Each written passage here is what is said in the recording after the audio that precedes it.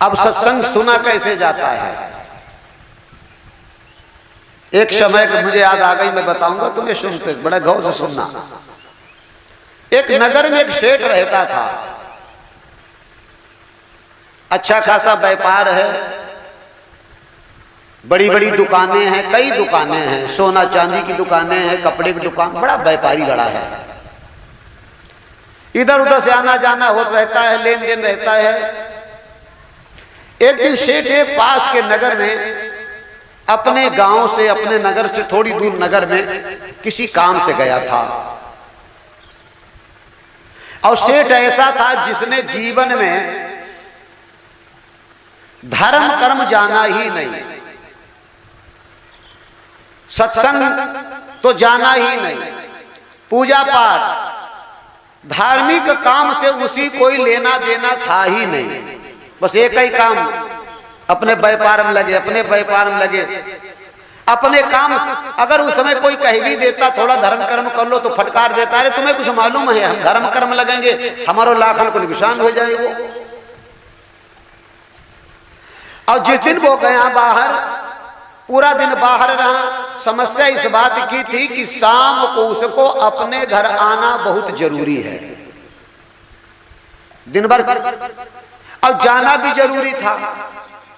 और आना इतना जरूरी, उसके एक लड़की थी, उसी दिन उसकी शादी है, बारात आने को है शाम तक। तो उसने सोचा दिन भर काम निपटा लेंगे और शाम को आ जाएंगे। बाकी नौकर चाकर लेबर सब मेरे लगे हुए, नातेदार रिश्तेदार, हमको आना, दोनों काम एक साथ हो जाएंगे।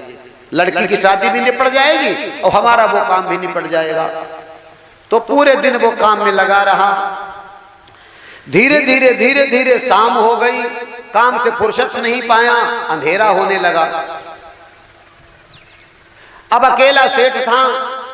अपने गांव आने के लिए बीच में लगभग आधा किलोमीटर जंगल पड़ता था। जंगल, वन, जैसे तुम्हारे पास में है नहीं थोड़ा वो, तुम हूं ना की बात, तुम्हारो हल वह है। तो जब जंगल पड़ता था तो सेठ को खटका हो गया, मेरे पास अगर पैसे नहीं है, धन मैं यहां रख दूं गांव में, और अगर कोई मिल गया वो सोचेगा सेठ आदमी हुई है जरूर, तो हूं मत डरी है।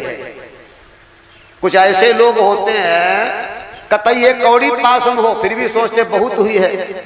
अब कुछ लोगों को तुम लाख 2 लाख बंधाई दे तो हूं हिसाब नहीं लगे, इनके कातिल हुई है। ऐसा होता है नहीं? ऐसे तुम्हारे गांव में हर जगह लोग होते हैं, उनकी स्थिति होती है, ऐसी परिस्थिति होती है, उनको लाख 2 लाख दे दो, चाहे यहाँ टहलाई दो, कोई भावना नहीं बनी कि इनके 3 लाख 2 लाख हुई हैं। बड़ो आदमी हो और वो डुप्लीकेट अंगूठी पहन ले 25 पैसा वाली, 1 रुपया वाली, अब मेला में टहलन जाए सोची लोग हीरे की पहनते हैं, सोने को हुई है, हीरा जोड़ो हुई है, सोचेंगे ना? सोचेंगे, जय सोचेंगे। अब कोई गरीब आदमी को वाकई में तू सोने की पहनाई दो तो सोची कौपाई पीगो हुई मेला बाजार से ले आ हुए हैं।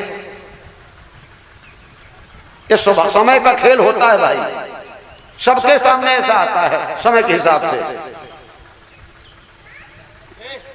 तो अब सेठ सोचता है घर जाना है, अगर सब कुछ मैंने यहां रख दिया फिर भी मारा जाऊंगा, इसलिए अकेले पहुंच नहीं सकता। तो अब नगर में घूम रहा है, जिसके पास जाता है वो कहता है आज हमको जरूरी घर जाना है। इतना जरूरी जिंदगी में कोई काम ही नहीं आया, नहीं जाऊंगा तो सब खेल बिगड़ जाएगा, सब काम बिगड़ जाएगा। मेरे साथ चले चलो, जो आधा किलोमीटर जंगल है उसे पार करवा दो, मेरी मदद कर दो। काम तो थोड़ी देर का है, जंगल पार करवाने का, मदद कर दो और मैं पूरे दिन की मजदूरी दे दूंगा, पूरे दिन की मजदूरी दे दूंगा। गांव में गया, गांव वाले कहते ये गांव ऐसा है, ये नगर ऐसा है, यहां कोई किसी की मदद करता ही नहीं, यहां कोई किसी की मदद नहीं करता, ये गांव ऐसा है। तुम अपनी पूरी जिंदगी की कमाई दे दो, यहां मदद तुम्हारी फिर भी कोई नहीं करेगा। ऐसा गांव।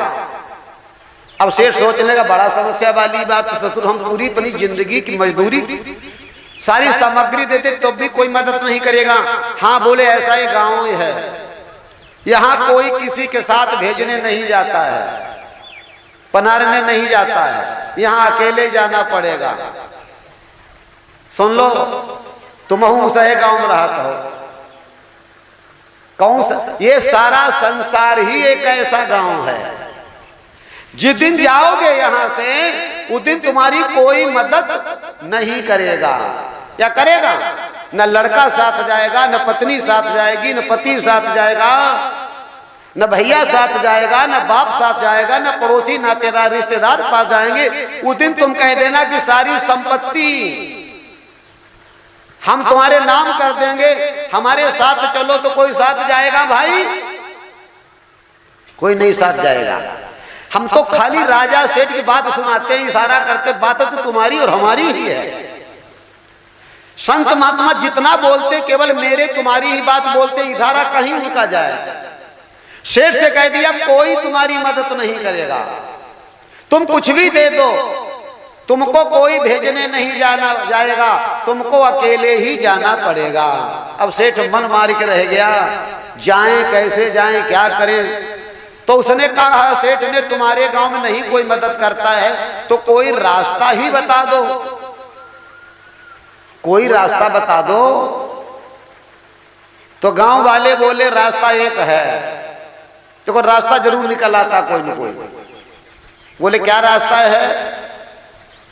हमारे नगर के बाहर एक झोपड़ी पड़ी है, वहां पे एक महात्मा रहता है, गोदड़ी लपेटे रहता है, और वो महात्मा तो जरूर मदद करता है, बाकी दुनिया में कोई किसी की कोई मदद नहीं करता। याद रखो, इस संसार में जो महात्मा है वही मदद करेंगे, बाकी कोई मदद नहीं करेगा। महात्मा मदद करते हैं, ये नियम है। अजामिल की मदद किसने की थी? महात्माओं ने की कि नहीं की? महापापी महापातकी अजामिल था, महात्मा मिल गए, मदद हो गई, वहां जाओ। तो सेठ वहां पहुंच गया, और पहुंचने के बाद में उसने आवाज लगाई। ठंडक का महीना, रात बढ़ चुकी थी, आवाज लगाई। तो जिंदगी में पहली बार वो आवाज लगाई, इसके पहले कभी गए ही नहीं, तो आवाज क्यों लगाता? महात्माओं के सामने गए ही नहीं। जैसे तुम अच्छे जगह गए नहीं, तीर्थ गए नहीं, धर्म कर्म में गए नहीं, तो तुम राम नाम, सीताराम, राधे श्याम की आवाज का लगाई हो? जब मोहरा वो देखा ही नहीं, आवाज लगा दी। तो महात्मा जी गुदड़ी ओढ़ के बाहर आ गए। बोले रे सेठ, तेरा मुझसे क्या काम लग गया? तेरा मुझसे क्या काम लग गया? हम तो कोई व्यापारी भी नहीं है, हम तो बेचने वाले भी नहीं हैं, हम तो खरीदने वाले भी नहीं, हमारे पास ऐसे कोई धन ही नहीं है जो तू लेगा वो हम उससे तेरे लौट पौट करेंगे। सेठ बोला आजा, आ गई, अटक गई। बता अच्छा, का हमको हमारे घर भेज दो, मेरे साथ चले चलो, का बहुत भारी काम है जो कोई नहीं कर सकता। तेरे साथ जाने को कोई तैयार नहीं हुआ, पूरे गांव में टहल के आया। बोले हाँ। का फिर मैं क्या करूं, मैं कैसे चलूं? पर लोगों ने बताया तुम मदद कर देते हो।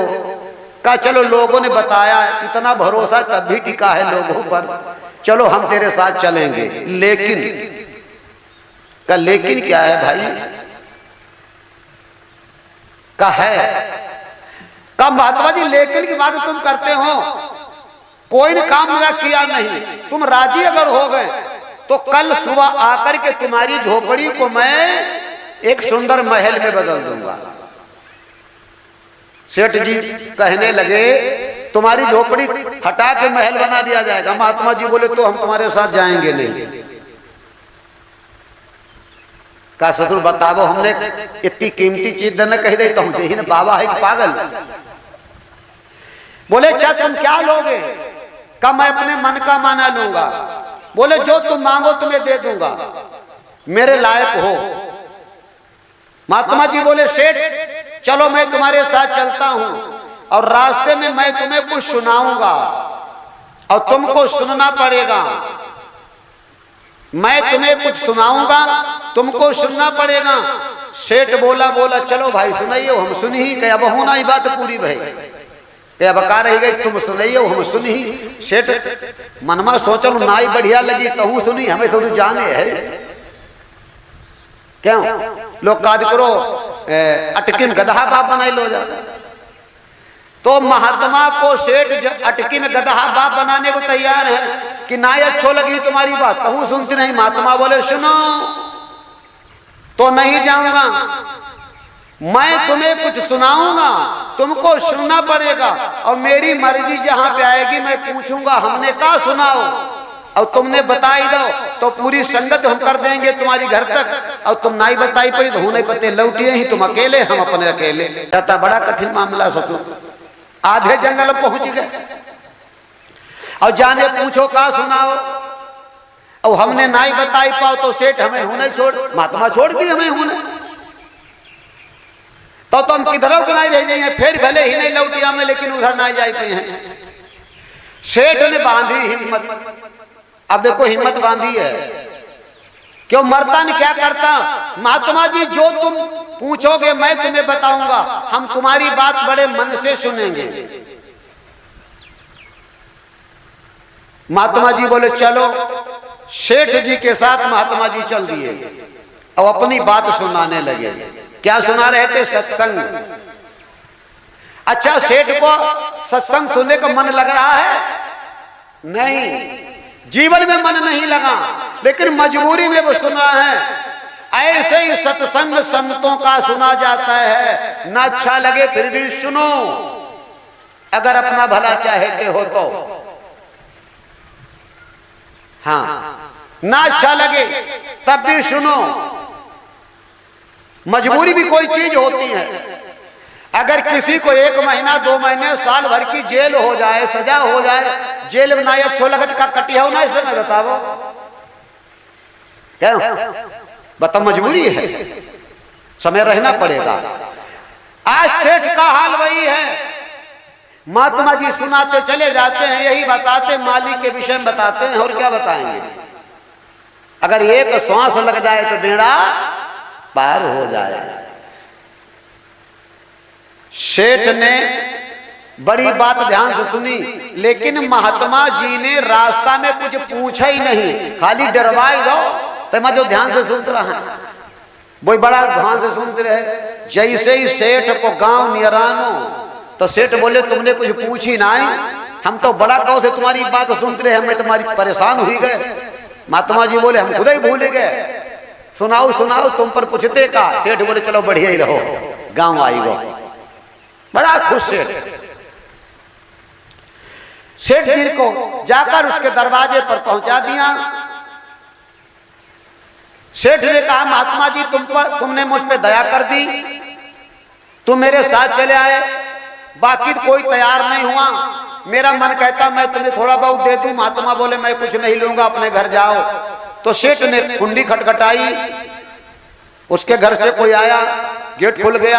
अब वो अपने अंदर चलने लगा, लंबा मकान था, फाटक बंद तक कर लिया, लेकिन महात्मा जी ने थोड़ी देर बाद फिर किवाड़ा खड़वाड़ा दिया, कुंडी खटखटा दी। सेठ सोचने लगा कि महात्मा जी कुछ लेगा। कुंडी खोल के आ गए। हाँ बताओ बाबा जी क्या चाहिए तुम्हें? बोले सेठ कुछ नहीं चाहिए, थोड़ी बात और रह गई। बोले क्या रह गया? उतनी बात तूने मजबूरी में सुनी, तब तो तेरी मजबूरी थी।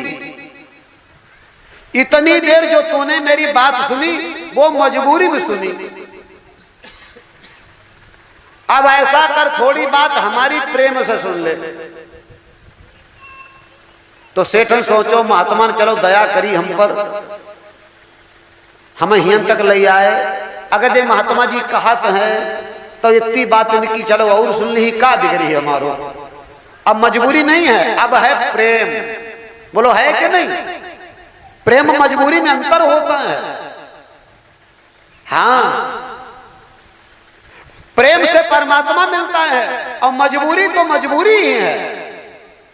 जैसे किसी का बाप बूढ़ा हो गया, माँ बूढ़ी हो गई, काम करने के लायक नहीं, अगर तुमने मजबूरी में सेवा करी फिर भी तुमको करना पड़ेगी, नहीं तो दुनिया वाले तुमको थूकेंगे तो कोई फल नहीं मिलेगा। और वही बात अगर प्रेम से करना शुरू कर दो तो स्वर्ग भी मिल जाएगा और यहां दुनिया में मान भी मिल जाएगा। बोलो मिल जाएगा कि नहीं? बहुत बूढ़े माँ बाप हो जाते हैं, पढ़े हैं, अब मजबूरी में सेवा करते हैं, लोक लाज खातिर, लेकिन मजबूरी में करते हैं तो स्वर्ग नहीं मिलेगा। यहां का वाणी से बच जाओगे लोगों की कि चलो करी जैसे करी तैसे करी सेवा। अब अगर उतना ही काम प्रेम लग जाता, कोई मजबूरी नहीं, ये तो प्रेम है मुझे माँ बाप से, तो यहाँ का मान भी मिलेगा, बड़ाई मिलेगी और वहां का स्वर्ग मिलेगा। दो चीजें मिलेंगी कि नहीं मिलेंगी?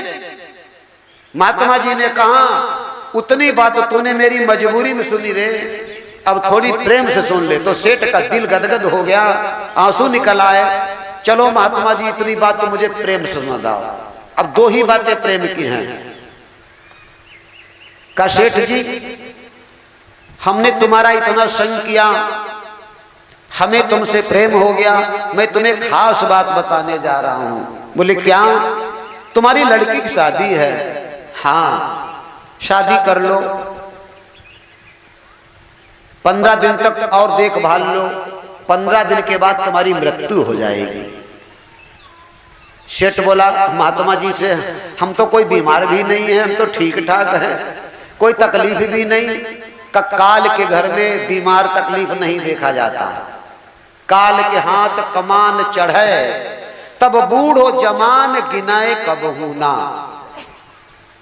जब काल के हाथ कमान लगे तब बूढ़ो जमान गिनाए कबहू ना। अतिकार करो प्रतिकार करो, हथियार तुम्हारे कछु काम नहीं है, और मनमूर्ख लाख उपाय करो, पर काल के हाथ से ना बच पाई है।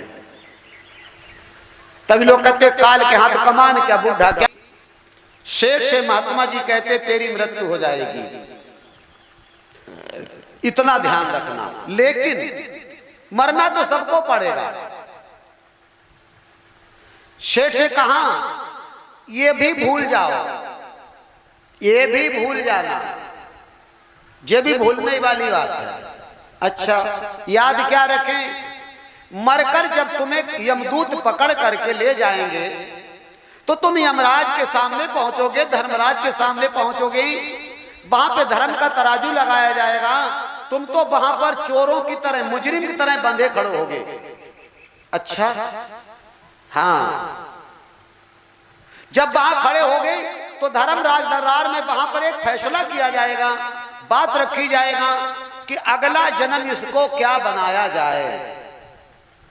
देखो कर्म के हिसाब से जन्म मिलता है, जैसा जिसका कर्म होगा वैसा उसको जन्म मिलेगा। पता नहीं पिछले कुत्ता थे, बंदर थे, बिच्छू थे, भालू थे, आगे क्या बनोगे इसका कोई पता नहीं कर्म के हिसाब से। भगवान कृष्ण ने अर्जुन को बताया ये काया ऐसी काया है जैसे सुबह को पैंट पहरी, शर्ट पहरी, दोपहर में कुर्ता कमीज पहरी, कभी कोट पहरा, एक ही इंसान कपड़ा बदलता है। ऐसे ये आत्मा जो है एक शरीर है, ये काया खोल है, जैसे जैसे कर्म होते वैसा खोल बन जाता है। हाथी, बंदर, कुत्ता, बिच्छू, भालू, जैसा जैसा खोल आत्मा वही बनी रहती है। तो वहां पे पूछा जाएगा अब तो इसको क्या जन्म दिया जाए, तो वहां ये भी लोग बतलाएंगे इसने जीवन में कोई अच्छा कर्म नहीं किया, धर्म कर्म नहीं किया, दान पुण्य नहीं किया, तो इसे क्या बना दिया जाए। तब तक कोई बोलेगा वहां कि हाँ महाराज मुसीबत में, विपदा में, संकट में बिना इच्छा के इसने थोड़ा सत्संग किया है संत का, यदि लिखा जाएगा। देखो जो भी करोगे सब लिखा जाएगा। हमारे आपके जो शरीर में दो कंधे हैं, दायां और बायां, दोनों कंधों पर दो देवता बैठे हुए हैं जो तुमको दिखाई नहीं देते हैं, उनका नाम चित्र और गुपित्र है। ये पूरा शरीर जो है ऐसे तो अकेले लग रहे हो, इसमें 5 कर्मेंद्रियां हैं, 5 ज्ञान इंद्रियां हैं, तो 10 दो देवता यही हो गए। आत्मा है इसी में, परमात्मा है इसी में है। और उसके बाद कंधों पे चित्र और गुपित्र बैठे हुए हैं। लोगों, दोनों का काम है। चित्र का काम रहता है लेखा जोखा करना, गुपित्र का काम लेखा जोखा करना। चित्र जो है वो दिन में लिखते हैं, गुपित्र रात में लिखते हैं। जो तुम सोचते हो, जो तुम करते हो, जो तुम्हारी भावना बनती, वो सब लिखते जाते हैं। दोनों भैया अपने जोड़ा से रात दिन का काम। और जब जीवात्मा पकड़ के जाती हैं यमलोक में, तो तुमको बोलना भी नहीं पड़ेगा। वो सीधे सीधे रजिस्टर रख दिए जाएंगे। वो खुद पढ़ लिया जाएगा कि तुमको हमने ऐसा नहीं किया, वो मान्य नहीं है। जैसे नहीं तुमने देखा है आज वैज्ञानिक युग है ना, क्या लिखा होता, सावधान आप कैमरे की नजर में हैं। क्यों लिखा होता? कैमरे की नजर में कैमरा लगे होते हैं। अब अगर तुमने वहां पर नाक छुई, तुमने हाथ हिलाया, उधर से निकले और कैमरा में सब कैद हो जाता, तुम कहो उधर से नहीं निकले हो तो कैमरा चलाई देते। देख लो जा कितने समय निकले। अब तो बड़ा समस्या है, विज्ञान है कि नहीं है। ऐसे चित्र गुपित्र जिंदगी के दो कैमरे हैं। तुमको कुछ नहीं करना पड़ेगा, बोलना नहीं पड़ेगा, और वो सब कुछ बता दिया जाएगा तुमने जीवन में क्या किया। तो अब आपको बड़ा सतर्क रहने की जरूरत है कि नहीं? ये नकली वाले कैमरा जो लगाए गए इनसे तो डरा। अब वो गुप्त वाले दुई कैमरा, चित्र गुपित्र वाले कैमरा, उनसे कहां डरा? अगर उनसे डर जाएं तो नकली वाले कैमरा से डरने की जरूरत ही नहीं रह जाए। तो वहां बोला जाएगा, थोड़ी देर के लिए एक महात्मा का सत्संग किया, करना नहीं चाहता था, मजबूरी आ गई तो सत्संग किया। उसके बदले में इसको मनुष्य तन मिल सकता है थोड़े समय के लिए। तो तुमसे पूछा जाएगा, पहले तू 84 भोगेगा या पहले मनुष्य बनेगा? ये बात पूछी जाएगी वहां से। तो महात्मा जी ने कहा, बस ये बात न भूलना, जिस समय पूछा जाए तू क्या बनेगा, तो तू तपाक से कह देना, पहले मुझे मनुष्य बना दो। बस बात खत्म हो गई। इतनी बात जरूर याद रखना, बाकी चाहे सब भूल जाना। तो इसके मतलब सत्संग इतना ही है। बोलो है कि नहीं? बाकी चाहे सब भूल जाना, इतना मत भूलना। अब क्या होता है, सेठ के यहां से महात्मा जी चले गए, अपने भजन विहान में लग गए। बारात हो गई लड़की की। धीरे धीरे समय गुजरता चला गया, 10-12 दिन हो गए, सर्दी जुकाम हो गया। सेठ को सर्दी जुकाम होने लगा, परेशानी बढ़ने लगी। जले जले 15वां दिन आया, सेठ को पता लगने लगा अब मैं बचूंगा नहीं, और वाकई में वो शरीर छोड़ दिया उसने। सेठ खत्म हो गया। यमराज ने यमदूतों के द्वारा उसे पकड़वा लिया, बांध के लेके चल दिए। और रास्ता में क्या कहते हैं वो, इसने धर्म नहीं किया, सत्कर्म नहीं किया, दान नहीं किया, पुण्य नहीं किया, भजन नहीं किया, कोई अच्छा काम नहीं किया, अब इसकी गति होगी सोई होगी। अब सेठ कांप रहा है। अब याद आई है, कितना मेरे धन था, कितना परिवार था, कितना मान था, लेकिन कुछ काम नहीं आया। आया क्या? हमारे तुम्हारे भी नहीं आएगा। ले जाकर धर्मराज के सामने पहुंचा दिया। चित्र गुपित्र ने रजिस्टर बढ़ा दिए।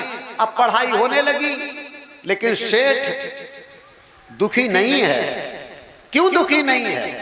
उसे वो शब्द याद है, जब हमसे नंबर आए मैं तो वही कह दूंगा, उसी के सहारे उसे कोई संकट ही नहीं लग रहा है तो थोड़ी बात, लेकिन संकट नहीं लग रहा है। हाँ,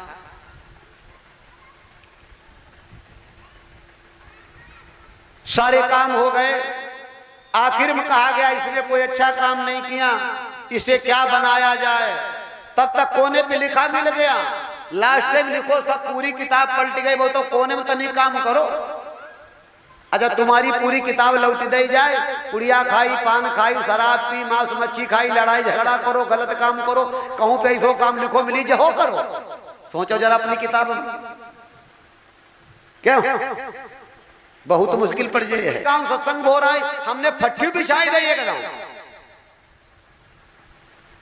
गांव में मेरे सत्संग हो 7 दिन, अगर फट्टी बिछाई गई तो लिखी जाइए, नहीं बिछे बिछाए में बैठिए तो जय लिखो बिछे बिछाए में बैठे रहा कि बिछाए बैठे, या हमारी बिछी में कोई बैठो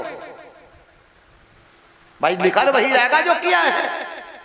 इसलिए प्यासे को पानी पिलाओ, भूखे को भोजन करवाओ, एक दूसरे से प्रेम से बोलो, हित से रहो, मालिक का भजन करो, ये जाकर लिखा जाए भाई। जो भी तुमने लिखवाया वो गलत ही लिखवाया, अच्छा कहां लिखवाया।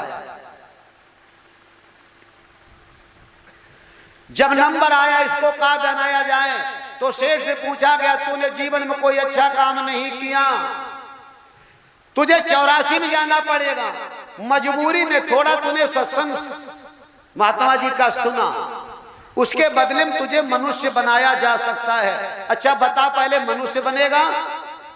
वो तो मेरे हाथ का काम है भाई, चाहे जो बता, पहले 84 भुगवा दूं तुझे, बता तुझे पहले मनुष्य बना दूं। तो सेठ ने हंसकर कहा मुझे पहले मनुष्य बना दो। तो यमदूतों ने पूछा, यमराज ने पूछा जो तुम्हें कौने ज्ञान दो? यमदूत पूछने लगे जो कौने तुम्हें ज्ञान दो? तो बोले महात्मा जी ने। तो यमदूत बतलाने लगे, अब जो पार हो ही गो, वो पहले ही समझ गए अब चाबी मिल गई इसकी, अब पार हो जाएगा, अब ये 84 में नहीं जाएगा। यमदूत आपस में बतलाते हैं और सेठ सुन रहा है, तो पता लग गया सेठ को सत्संग कितना कीमती होता है। अरे थोड़ी देर के लिए सत्संग किया और ये खुद बतलाने लगे कि 84 में नहीं जाएगा, पार हो जाएगा। ये सत्संग का प्रभाव है, कितना कीमती है। जा और उसको, उसी जीवात्मा को थोड़े दिन रोककर ब्रह्मा के हवाले कर दिया गया और ब्रह्मा ने उठाकर जीव को उसी नगर में जहां पर संत रहते थे, उसी नगर में एक घर में, एक मां के घर में पहुंचा करके उसे मनुष्य चोला दे दिया। बोलो संत भगवान की जय। लेकिन हुआ क्या, जिस घर में जाकर जिस मां के गर्भ में आत्मा पहुंची, वो पूरा परिवार पहले से संत आश्रम से जुड़ा हुआ था। सुबह को जाते, शाम को जाते, झाड़ू लगा के आते, महात्मा जी से मिल के आते। गुरु जी के गांव में रहते थे, गांव में कोई कोई ऐसे संत महात्मा गांव में रहते, लोग गांव में ज्ञान ले लेते हैं। बच्चा का जन्म हुआ तो गुरु जी से बताया गया का बहुत बढ़िया है, नामकरण हुआ, डठौन हुआ तो महात्मा जी के द्वारा ही हुआ। जब बच्चा नामकरण डठौन हो गया तो माँ बाप जाते हैं आश्रम, तो बच्चा को गोद में लेके जाते हैं, वहां लिटा देते हैं, सेवा करने लगते हैं। धीरे धीरे बच्चा बड़ा होने लगा, गुरुजी सत्संग करते हैं तो गोदम बच्चा होता है, गुरुजी सबको सत्संग सुनाते, गोदम बच्चा सुनता है। धीरे धीरे धीरे धीरे 5 साल का बच्चा हो गया, होश आ गया, सुनने वाला समझने वाला हो गया। अब वो खूब बदलता जाता उसका मन। 11 साल का हो गया तो जब बोलने चालने वाला हो गया तो बच्चे ही कहने लगा गुरुजी हमको भी नामदान दे दो। तो महात्मा जी ने उस बच्चे को भी नामदान दे दिया। अब 11 साल में नामदान हो गया, अब वो खूब भजन करने लगा। और बाद में भजन करने के बाद उसने कहा हम तो गुरुजी के पास ही रहेंगे। तो गुरुजी ने उस बच्चे का नाम बाला रख दिया, उस लड़के का नाम बाला रख दिया, संत बालाजी। अब तो वहीं रहते हैं, भजन करते हैं, साधना करते हैं। अब भजन साधना की कमाई करते करते इतना धन हो गया, नाम की कमाई का धन। नाम धन होता है, पूर्ण धनी संत वही होते हैं, भक्त वही होते जिनके पास में नाम का धन होता है। का 84 कट जाता है और लास्ट में वो परमात्मा के धाम चले जाते, मुक्ति मिल जाती है। यमदूतों को मिले दोबारा जाकर, तो यमदूतों ने देखा बाला आ रहे हैं, तो देवता लोग माला लिए खड़े हैं, कोई ढोल बजा रहा है। एक दिन यमराज पकड़ के ले गए, और आज उनका स्वागत हो रहा। तब कहा ये वही है सेठ की आत्मा, उस दिन सत्संग का फल प्राप्त करके महात्मा बन करके उद्धार हो गया, अब ये 84 में नहीं जाएगा। तब उस आत्मा को पता लगा सत्संग कितना कीमती होता है।